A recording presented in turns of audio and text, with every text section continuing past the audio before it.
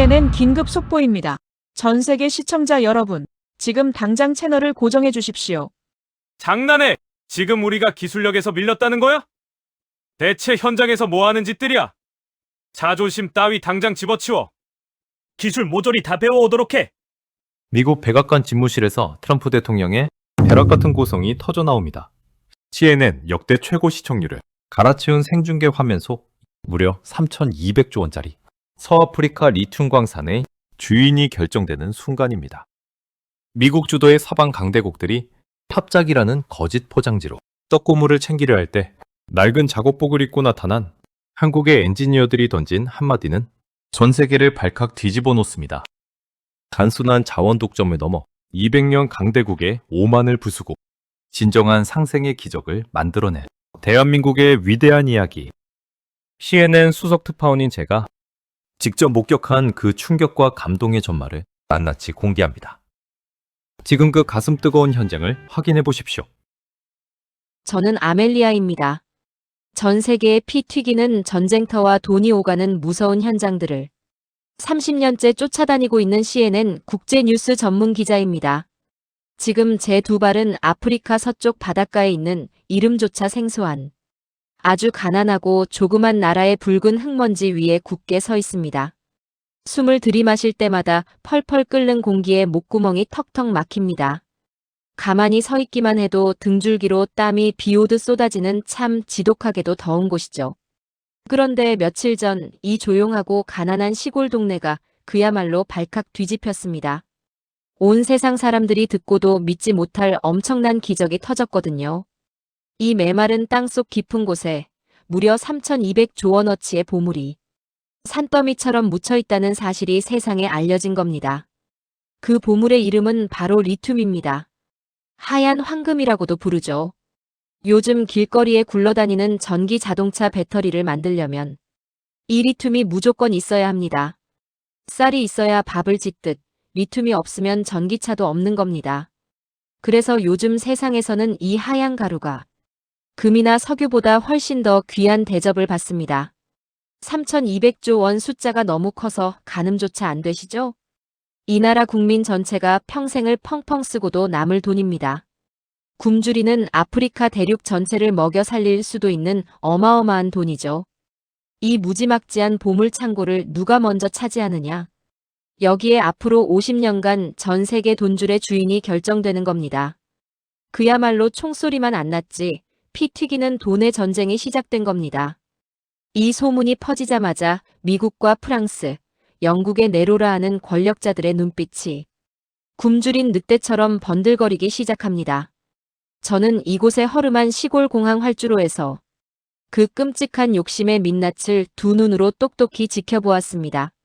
명절날 시골 버스터미널보다도 못한 다 갈라진 아스팔트 위로 세계 최고 부자들과 힘센 나라의 높은 양반들이 타고 온 번쩍번쩍한 최고급 개인 비행기들이 끝도 없이 줄지어 내려앉습니다.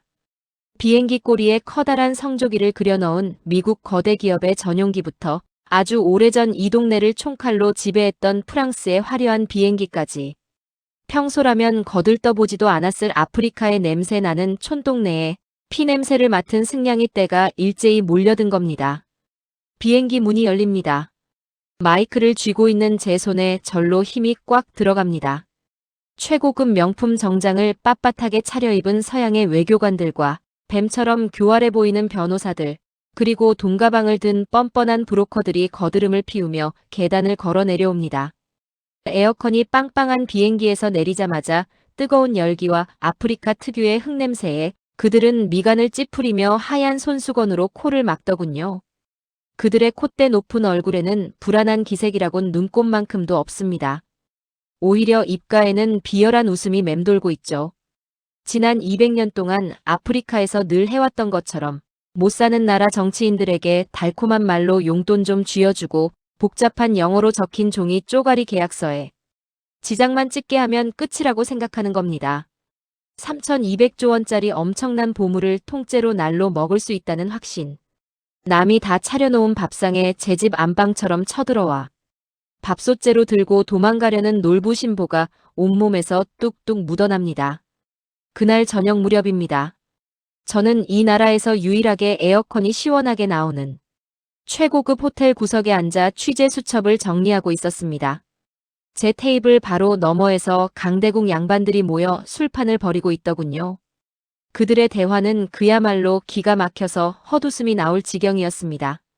프랑스의 아주 높은 외교관이 한 잔에 수십만 원짜리 샴페인을 흔들며 맞은편에 앉은 미국의 거대 광물 기업 사장에게 뱀 같은 미소를 던집니다.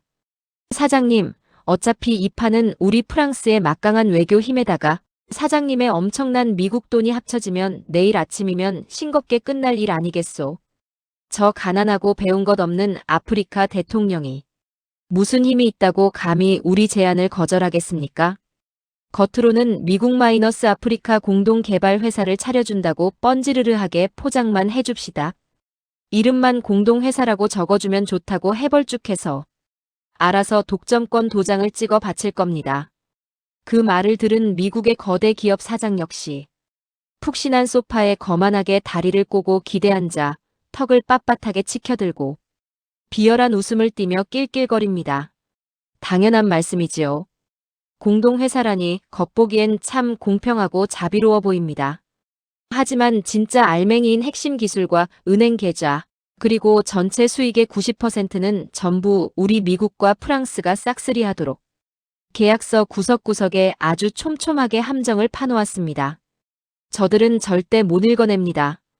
게다가 자기네 나라의 나쁜 반군들 쳐들어오면 우리가 막아주겠다며 창고에 썩어가는 낡은 총 몇 자루 쥐어주는 조건까지 묶어놨으니 아주 완벽하죠. 3,200조 원짜리 황금알을 줍는 게 아니라 그냥 거저 뺏어오는 겁니다. 저 흑인들은 예나 지금이나 우리가 던져주는 빵 부스럭이나 주워 먹으며 고개 숙이고 살아야 할 팔자인 겁니다. 그들의 뼛속까지 썩어 빠진 대화를 엿듣고 있는 제 입술 사이로 차가운 한숨이 새어나옵니다. 세상에 이런 도둑놈들이 어디 있습니까? 남의 나라 보물을 다 훔쳐가면서 자기들이 은인인 척 거드름을 피우다니요. 30년간 아프리카의 수많은 눈물과 피를 지켜본 저는 이 잔인하고 역겨운 역사가 또다시 반복된다는 사실을 너무나 뼈저리게 알고 있습니다. 200년 전 그들의 조상들은 총과 칼을 앞세워 순진한 원주민들의 목에 쇠사슬을 채우고 금과 다이아몬드를 무자비하게 뺏어갔습니다. 세월이 흘러 21세기가 된 지금은 어떻습니까? 말끔한 명품 양복을 입고 총 대신 만년필을 들고 폭력 대신 종이 계약서로 그들의 피와 땀을 마지막 한 방울까지 합법적으로 쥐어짜는 것뿐입니다. 수법만 세련되게 바뀌었지 강도짓은 똑같습니다. 강대국들이 돈 냄새를 맡고 휩쓸고 지나간 자리에는 언제나 파먹다 버린 텅 빈 구덩이와 평생 나라를 팔아도 갚지 못할 어마어마한 빚더미, 그리고 공장에서 흘러나온 독성 쓰레기 물을 마시고 병들어 죽어가는 어린아이들의 눈물만이 남겨져 왔습니다. 이것이 바로 텔레비전 뉴스에서 잘난 강대국들이 떠들어대는 선진국의 경제 지원이라는 놈의 역겨운 진짜 얼굴인 겁니다. 저는 씁쓸하고 답답한 마음으로 에어컨 바람이 시원한 호텔 밖을 내다보았습니다. 유리창 하나를 사이에 두고 바깥은 완전한 지옥입니다. 붉은 흙먼지를 뒤집어 쓴 깡마른 현지 아이들이 굶주린 배를 움켜쥔 채 서 있습니다. 아이들의 커다란 눈망울은 그저 밥 먹는 서양인들이 가득한 화려한 호텔 불빛만 멍하니 올려다보고 있습니다. 자기들 두 발밑에 3,200조 원이라는 엄청난 돈이 잠들어 있다는 사실은 꿈에도 모른 채 말입니다. 온 세상을 살릴 수 있는 돈을 깔고 앉아 있으면서도 당장 내일 아침 목을 축일 깨끗한 우물물 한 모금을 걱정해야 하는 기막힌 현실. 저는 생중계 카메라 렌즈를 천천히 닦으며 속으로 가슴을 치며 탄식했습니다. 결국 이번에도 똑같겠지. 힘없는 이 불쌍한 사람들은 저 탐욕스러운 양복쟁이들의 배만 터지게 불려주고 단물만 다 빨린 채 또다시 버려지고 말 것이다. 세상 천지 어디에도 이들을 진심으로 도와줄 구세주 따위는 없다. 피도 눈물도 없는 이 냉혹한 돈의 힘을 그 누구보다 잘 알기에 내일 아침 열릴 협상회의의 결과는 불 보듯 뻔하다고 단정짓고 있었던 겁니다. 그 거대한 자본과 권력의 폭력 앞에서 어느 누구도 이 판이 뒤집힐 거라곤 상상조차 하지 못했습니다. 호텔 로비를 꽉 메운 콧대 높은 서양 엘리트들 사이에서 아시아 극동에 있는 나라 대한민국이라는 이름은 아예 입에 오르내리지도 않았습니다. 그 잘난 미국과 프랑스 사람들에게 한국은 그저 자동차 부품이나 만들고 자기네들 심부름이나 하는 조그만 아시아의 공장일 뿐이었습니다. 감히 3,200조 원짜리 이 거대한 세계의 체스판에 끼어들 군번이 아니라고 철저하게 무시당하고 있었던 겁니다. 저 역시 한국 사람들이 이 펄펄 끓는 뜨거운 땅에 날아와 있다는 사실은 꿈에도 몰랐고 설령 알았다 한들 눈길 한 번 주지 않았을 겁니다. 마침내 운명의 첫 번째 회의날 아침 해가 밝았습니다. 숨소리조차 크게 내기 힘든 숨막히는 긴장감이 맴도는 대통령궁의 대회의실. 끼익하고 무거운 오크 나무 문이 열립니다. 미국과 프랑스의 수석 대표들이 마치 남의 나라를 식민지로 점령한 장군들처럼 턱을 빳빳하게 치켜들고 성큼성큼 걸어 들어옵니다. 그들의 눈빛에는 사람을 깔보는 거만함이 가득합니다. 차가운 인상의 국제 변호사 무리가 두툼한 가죽 서류 가방을 들고 그 뒤를 호위하듯 따릅니다. 반면 현지 흑인 대통령과 몇 안 되는 늙은 참모들은 굳게 입술을 깨문 채 그 엄청난 강대국의 위압감을 온몸으로 견뎌내고 있었습니다. 미국의 협상가들은 이미 다 이긴 게임이라는 듯 의자에 비스듬히 기대어 거드름을 피웁니다. 자리에 제대로 앉기도 전에 그들은 가방에서 껍데기뿐인 엉터리 노예 계약서를 꺼내 툭 던지듯 들이밀 준비를 마치는 참입니다. 그 숨막히는 공간 안에서 자기들이 무려 200년 동안이나 써먹었던 그 더러운 착취의 수법이 오늘 하루아침에 산산조각 날 것이라고는 회의장 안에 그 누구도 상상하지 못했습니다.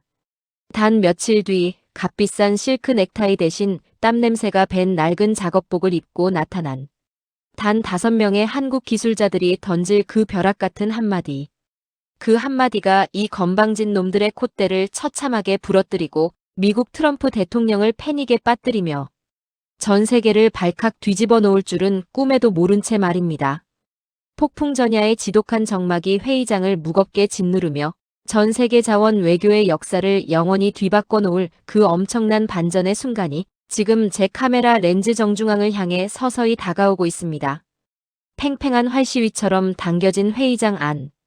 제 카메라의 빨간 불빛이 깜빡이며 이 숨막히는 상황을 전 세계로 생중계하고 있습니다. 가장 먼저 입을 연 것은 역시나 미국의 수석 대표였습니다. 그는 푹신한 가죽 의자에 비스듬히 기대앉아 거만한 미소를 지으며 두툼한 서류 뭉치를 테이블 한가운데로 툭 던집니다. 마치 불쌍한 거지에게 동냥이라도 주듯 거드름을 피우는 그 목소리가 회의장에 울려 퍼집니다. 대통령 각하, 미리 축하부터 드리겠습니다. 오늘 이 계약서에 도장만 찍으시면 당신네 나라는 단숨에 돈방석에 앉게 될 겁니다. 우리 미국이 앞장서서 광산을 캐주고 반군들이 쳐들어오지 못하게 우리 무기로 든든하게 지켜주겠습니다. 대신 우리는 미국 마이너스 아프리카 공동회사를 세워서 사이좋게 이익을 나누기만 하면 됩니다. 어때요? 이보다 완벽하고 자비로운 제안이 세상천지 어디 있겠습니까? 말은 참 청산유수입니다. 하지만 그 사이좋게라는 말 뒤에 숨겨진 끔찍한 함정을 모르는 사람은 이 방에 아무도 없습니다. 수익의 90%를 미국이 꿀꺽 삼키고 아프리카에는 뼈다귀 같은 10%만 던져주겠다는 도둑놈 신보니까요. 미국 대표 옆에 앉은 프랑스 외교관도 맞장구를 치며 뱀 같은 웃음을 흘립니다. 그들은 당연히 현지 대통령이 고개를 굽실거리며 덥석 펜을 쥘 거라고 확신하고 있었습니다. 그런데 바로 그 순간이었습니다. 가만히 고개를 숙이고 있던 흑인 대통령이 천천히 자리에서 일어났습니다. 그의 두 눈에는 핏발이 서 있었고 꽉 쥔 주먹은 파르르 떨리고 있었습니다. 대통령은 미국 대표가 던진 그 두툼한 계약서를 집어들더니 생중계되고 있는 제 카메라 렌즈 앞을 향해 쫙 찢어버렸습니다. 찌지직하는 날카로운 소리와 함께 콧대 높은 서양 양반들의 얼굴에서 비웃음이 싹 가셨습니다. 당신들 입에서 감히 자비라는 단어가 나옵니까? 대통령의 목소리는 낮았지만 그 안에는 200년 동안 쌓이고 쌓인 피눈물이 끓어오르고 있었습니다. 공동회사? 수익을 사이좋게 나눈다고요? 당신들이 내민 이 쓰레기 같은 종이 쪼가리에는 핵심 기술도 경영권도 돈을 관리하는 금고 열쇠도 전부 당신들 미국과 프랑스가 쥐고 흔들게 되어 있습니다. 우리가 받는 건 당신들이 먹다 버린 찌꺼기 10%가 전부 아닙니까? 200년 전에는 당신네 할아버지들이 총을 들고 찾아와 우리 조상들의 목에 쇠사슬을 채우고 금을 빼앗아 가더니 이제는 양복을 입고 찾아와 종이 쪼가리로 우리 후손들의 미래까지 훔쳐가려 합니까? 회의장 안은 그야말로 찬물을 끼얹은 듯 쥐죽은 듯 조용해졌습니다. 미국 대표의 얼굴이 홍당무처럼 시뻘겋게 달아올랐고 프랑스 외교관은 입을 떡 벌린 채 아무 말도 하지 못했습니다. 전 세계 수억 명의 사람들이 CNN 생중계로 이 통쾌하고 벼락 같은 호통을 두 눈으로 지켜보고 있는 겁니다. 대통령은 찢어진 계약서를 미국 대표의 얼굴을 향해 확 집어 던지며 사자처럼 포효했습니다. 당장 내 나라에서 나가시오. 우리는 더 이상 당신들의 노예가 아닙니다. 3,200조 원어치 보물을 땅에 묻어두고 다 같이 굶어 죽는 한이 있어도 두 번 다시 당신들 같은 강도들에게 나라를 팔아넘기지는 않을 겁니다. 세상에, 저는 카메라를 들고 있으면서도 제 귀를 의심했습니다. 힘없고 가난한 아프리카의 작은 나라가 전 세계를 쥐락펴락하는 미국과 프랑스를 향해 호통을 치고 내쫓아버리다니요. 30년 기자 생활을 하면서 이렇게 가슴이 뻥 뚫리는 장면은 난생 처음이었습니다. 망신도 이런 개망신이 없습니다. 얼굴이 흑빛으로 변한 미국 수석 대표가 벌떡 일어나 삿대질을 하며 윽박지릅니다. 대통령, 당신 지금 제정신이야. 이 엄청난 리튬 광산을 우리 미국 기술 없이 당신들 그 까만 손으로 맨 땅을 파서 캐낼 수 있을 것 같아? 당장 내일이라도 굶어 죽을 판에 자존심을 세워. 우리 서방 국가들이 다 빠지면 당신네 나라는 평생 흙이나 파먹으며 살아야 해. 두고 봐. 며칠 안에 무릎 꿇고 살려달라고 우리한테 빌게 될 테니까. 미국과 프랑스 대표단이 서류 가방을 거칠게 챙기며 씩씩대고 회의장을 빠져나가려던 바로 그때였습니다. 회의장 뒷문이 열리며 낯선 이방인들이 뚜벅뚜벅 걸어 들어왔습니다. 비싼 향수 냄새를 풍기는 서양 엘리트들과는 180도 다른 참으로 엉뚱하고 초라한 행색의 사람들이었습니다. 머리에는 하얀 안전모를 푹 눌렀었고 흙먼지가 허옇게 앉은 낡은 작업복을 입고 튼튼한 안전화를 신은 동양인 남자 5명. 바로 대한민국에서 날아온 기술자들이었습니다. 그들은 화려한 넥타이를 매지도 않았고 삐까뻔쩍한 서류 가방도 없었습니다.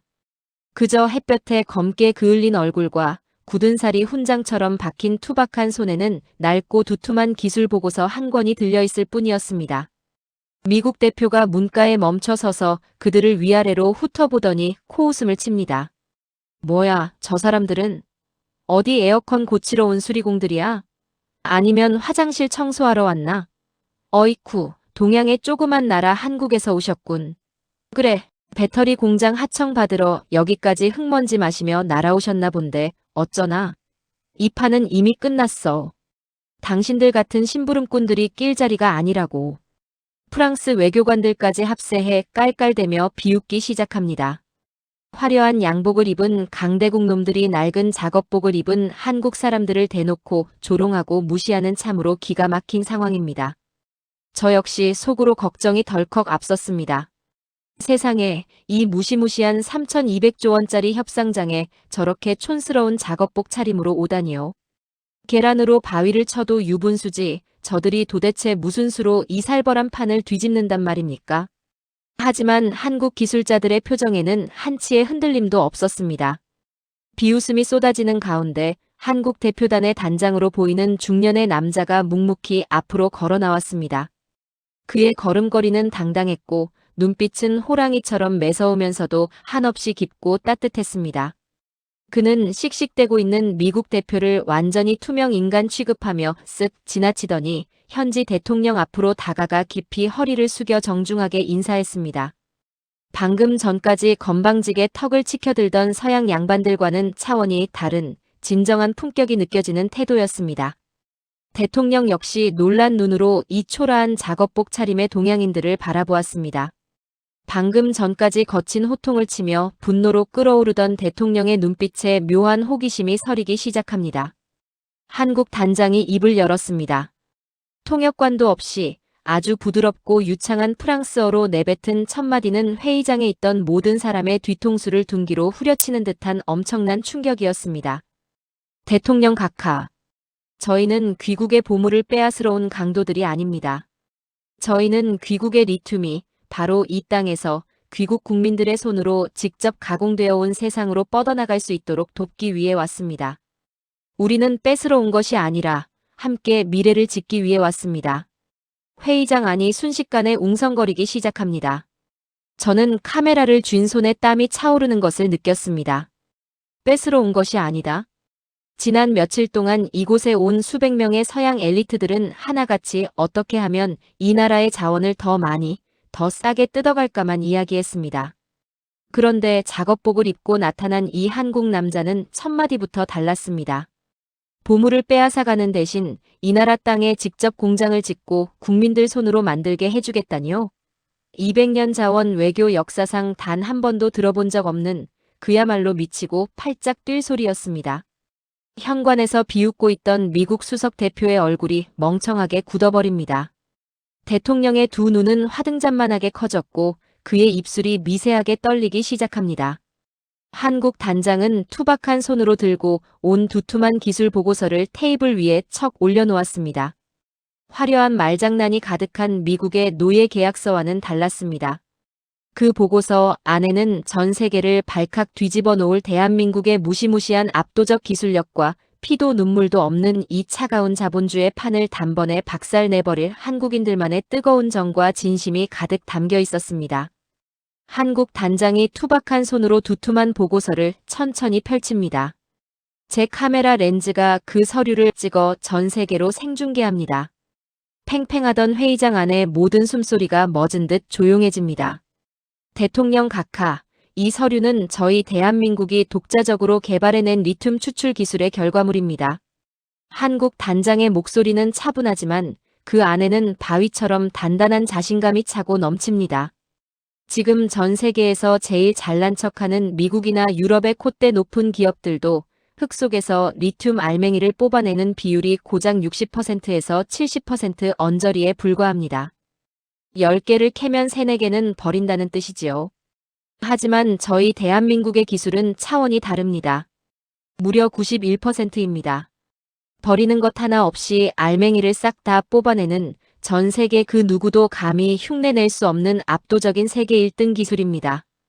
그 말이 떨어지기가 무섭게 문가에 쫓겨나듯 서 있던 미국 대표가 콧방귀를 뀌며 소리칩니다. 웃기지 마쇼. 91%라고. 수백조 원을 쏟아붓는 우리 미국 최고 과학자들도 못하는 걸 당신들 조그만 한국이 해냈다고. 어디서 약장수 같은 사기를 치고 있어. 하지만 미국 대표의 그 얄미운 비웃음은 단 10초도 가지 못했습니다.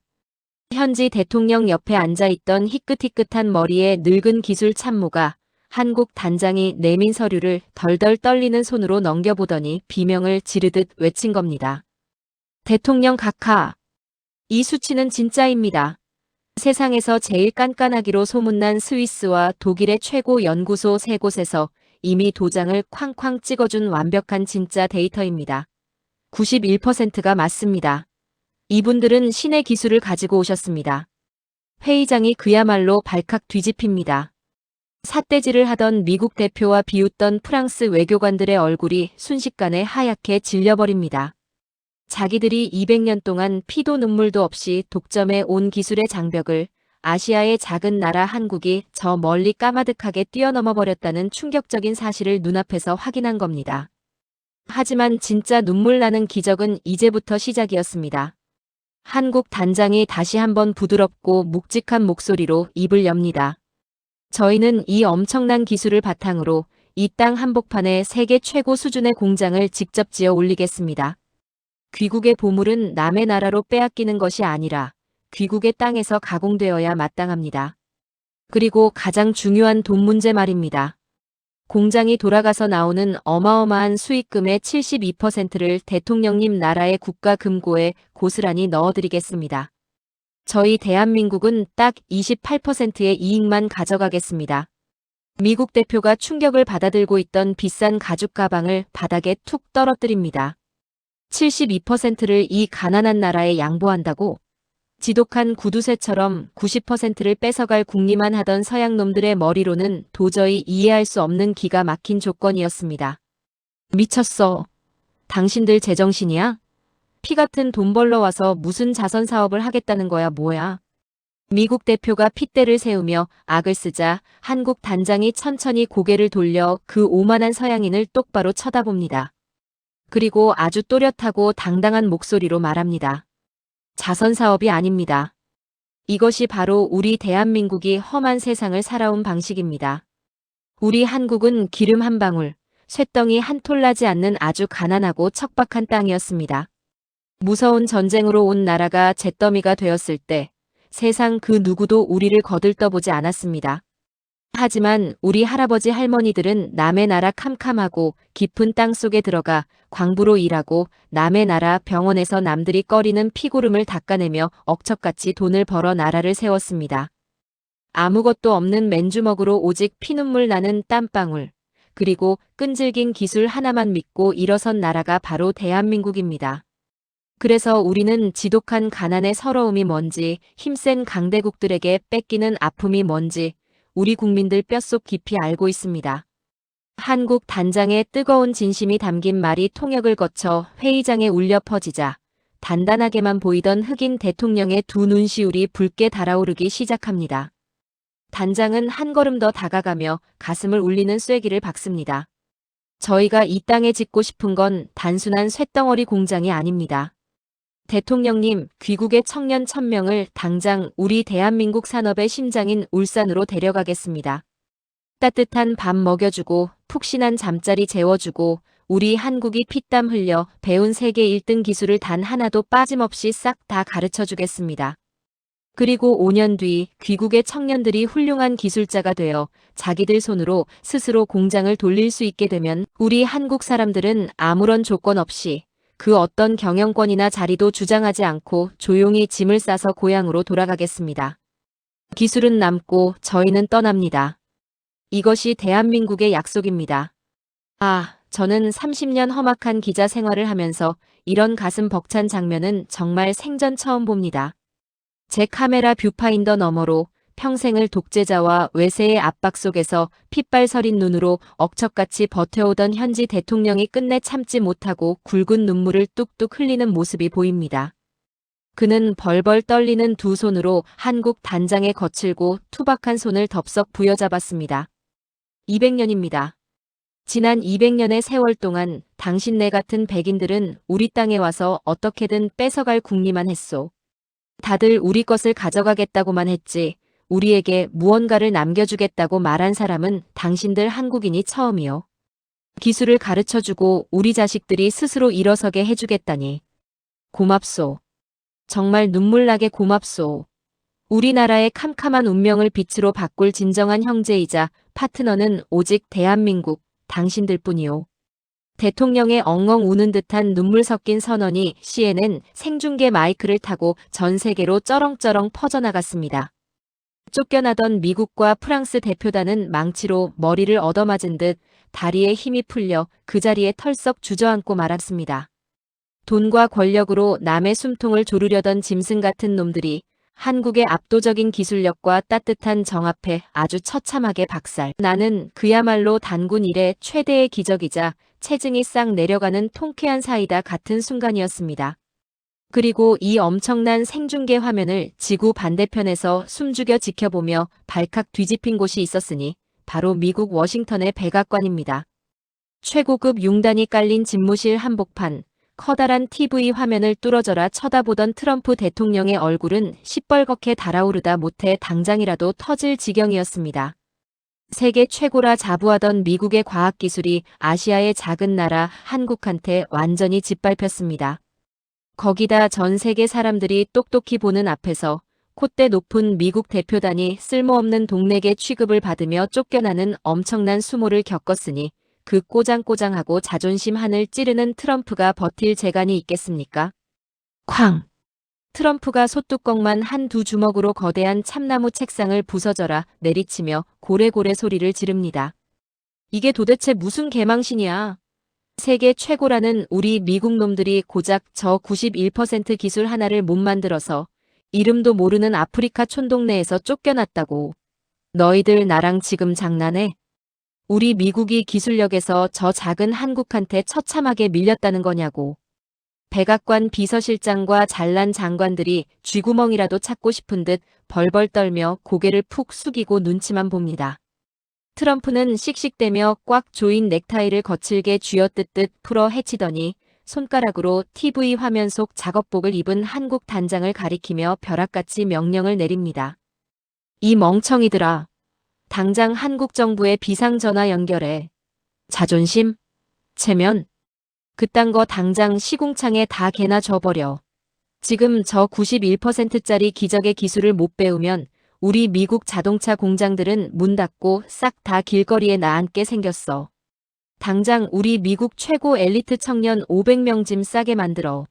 아까 쟤네들이 아프리카 청년들 1000명 울산으로 데려간다고 했지? 그 비행기 빈자리에 우리 미국 청년 500명도 무조건 태워보내. 가서 무릎을 꿇든 바짓가랑이를 붙잡고 매달리든 빗자루질을 하며 심부름을 하든 상관없어. 그 잘난 한국 기술 단 하나도 빠짐없이 머릿속에 싹 다 집어넣고 배워오란 말이야. 내 말 안 들려. 당장 짐 싸서 한국으로 보내. 미국 대통령이 하늘 높은 줄 모르던 자존심을 땅바닥에 내팽개치고 한국의 기술을 제발 가르쳐 달라고 애걸복걸하는 초유의 비상사태. 200년 동안 세계를 쥐락펴락하며 남의 것을 뺏기만 하던 오만한 미국이 흙먼지 묻은 작업복을 입은 대한민국의 기술자들 앞에 무릎을 꿇고 하얗게 백기를 투항하는 역사적인 순간이었습니다. 저는 이 벅차오르는 감동과 짜릿함을 뷰파인더 너머로 바라보며 제 심장이 금방이라도 터질 듯 미친 듯이 쿵쾅거리는 것을 느꼈습니다.